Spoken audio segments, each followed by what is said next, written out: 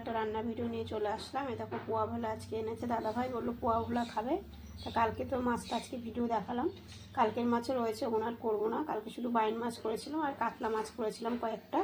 তা আজকে পোয়া ভোলা বললো পাতায় খাবে, পাতার মতন ভেজে দেবো। আর এই দেখো মূলো দিয়ে করবো, এটা মূলো দিয়ে আবার মাছটা আমার খুব ভালো লাগে। আর এই দেখো এখানে রসুন নিয়েছি, কাঁচা লঙ্কা নিয়েছি। তাহলে রান্নাটা শুরু করি।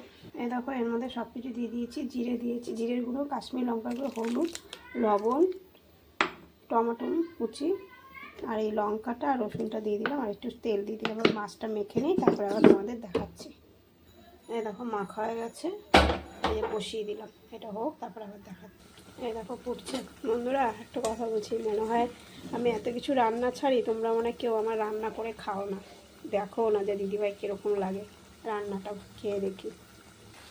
এক পিঠ হয়ে গেছে বন্ধু, এই যে উল্টিয়ে দেবো এখন। এক পিঠ উল্টিয়ে দিয়েছি, আর একটু নামানোর আগে তেল আর একটু ধনে পাতা দিয়ে দেবো। রান্নাটা হয়ে এসছে, দেখেছো, আস্তে আস্তে নাড়তে হবে। একটু চিনি দিয়ে দিলাম, আর একটু সর্ষের তেল দিয়ে দিলাম,